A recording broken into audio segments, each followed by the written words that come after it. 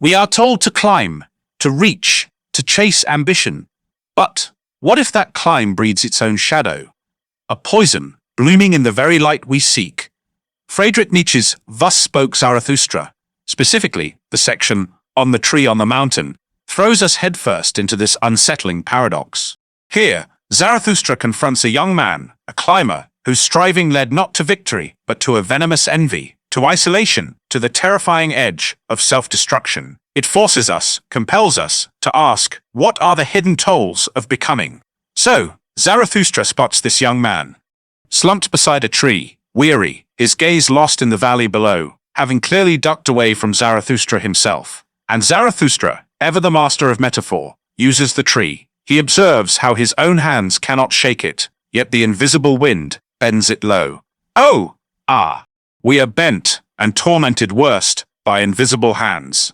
Bang, the tone is set. The deepest forces shaping us, often unseen, internal, structural. The young man, jolted, blurts out he was just thinking of Zarathustra, revealing this instantaneous, almost fated connection. And then Nietzsche hits us with it, that knockout formulation. The more they aspire to the heights and the light, the more strongly their roots strive earthward, downward, into darkness, depths, into evil. The young man cries out, a raw nerve touched, yes, into evil. How is it possible that you discovered my soul? Now hold on, this evil, it is not your Sunday school villainy. No, it is the earthy, the primal, the instinctual muck that anchors the soaring spirit. Nietzsche insists these are not opposites, warring. They are counterweights, absolutely necessary. The higher you climb, the deeper those roots must plunge, into that dark, often terrifying, unacknowledged soil of the self. A kind of psychic gravity, you see, aspiration, creates its own downward pull, dragging you face to face with your own shadows.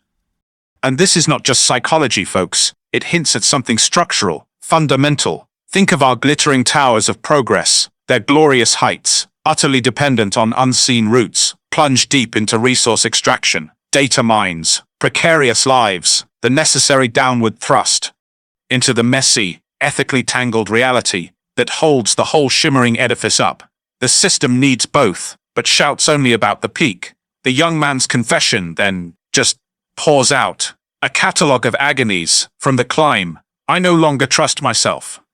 Since aspiring to the heights, and no one trusts me anymore. I am changing too fast. My today contradicts my yesterday. I often skip steps. If I am at the top, then I always find myself alone. How ashamed I am. How I hate the flying one. How weary I am. In the heights. Listen to that. It is a stunningly precise map of existential vertigo. The speed shatters him. My today contradicts my yesterday. Alienation, inside and out. The loneliness is not accidental. It is built into exceeding the herd. That shame, that self-loathing, the sheer, crushing weight of staying aloft. It is more than feeling like a fraud. It is a self, tearing itself apart. When the self becomes this relentless project of ascent, of forever becoming, does it simply shred the very coherence it needs?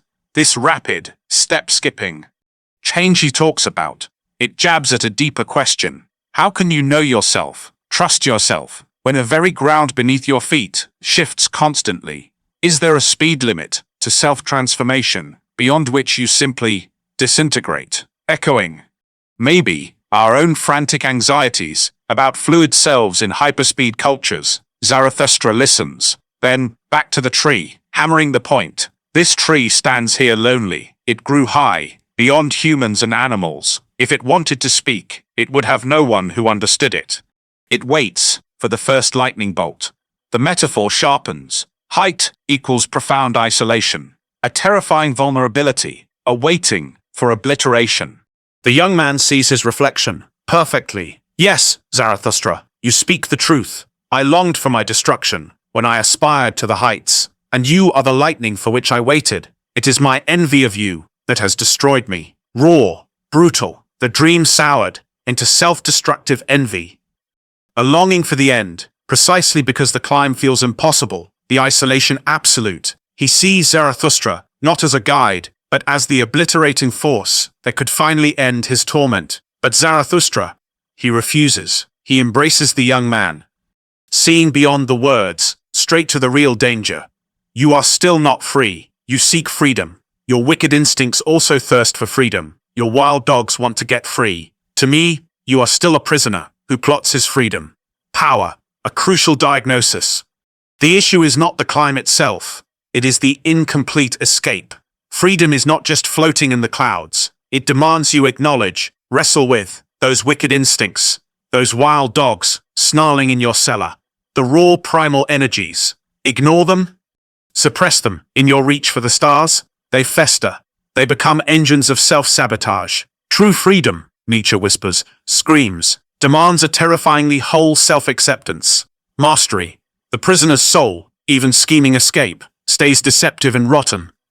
Until this deep integration happens, you need purification, for the eyes to become pure, not squeaky clean moral purity. No, pure in the sense of seeing clearly, the whole self, heights and depths, spirit and wild dogs. It echoes a systemic truth. You cannot fix a complex system by just polishing the shiny bits while trying to pretend the messy, necessary drives do not exist. The whole energy system must be grasped, channeled, or the repressed explodes. Zarathustra then clarifies the young man's potential, his nobility. Careful here. Noble is not about birthright. It signifies the creative spark, the striving spirit, one who wants to create new things and a new virtue, contrasted, sharply, with the merely good, who just want to preserve dusty relics. The danger for this noble soul is not sinking into bland goodness. Oh no, it is far, far worse, becoming a churl, a mocker, an annihilator. And how did this happen? Zarathustra warns, when the highest hope collapses, the failed idealist does not just shrug, they turn toxic, spitting venom, slandering the very heights they craved, plunging into cynicism, into brief pleasures. Spirit is lust too, they might sneer, dragging every aspiration down into the mud. Their spirit's wings snap, they crawl, soiling everything they touch. The hero denied becomes a libertine, sneering that heroism itself is nothing but grief and ghastliness, a chilling vision of resentment curdled from transcendence gone wrong. And so, the final plea, grounded, listen, in love and hope. Words Nietzsche wields with laser precision here. But, by my love and hope, I beseech you, do not throw away the hero in your soul. Hold holy your highest hope, despite the terrifying dangers, the crushing isolation, the risk of self-immolation or cynical implosion. That potential for heroic self-creation, it must be guarded. Fiercely, hope, here, not meek optimism, it is the active, burning, almost sacred vow to your own highest possibility, the engine driving you through this perilous mountain pass, between the heights and the depths. This encounter, on the tree on the mountain, lays bare the profound tightrope walk Nietzsche demands for self-overcoming, highlighting the abyss of isolation, of envy, of noble dreams, curdling into cynical ash if the depths, the wild dogs, are chained and denied. It screams the need for integration, for holding fast to hope. But what happens when this whole brutal, beautiful struggle, this affirmation of life's harsh peaks, is itself spat upon, rejected? Next time, we plunge into a different kind of darkness. Zarathustra confronts those who preach against life itself. The figures he damningly calls the preachers of death. Brace yourselves. We will examine the seductive whispers of weariness, of resignation, the outright denial of this earth, ideologies whose chilling echoes might be closer than you dare to think.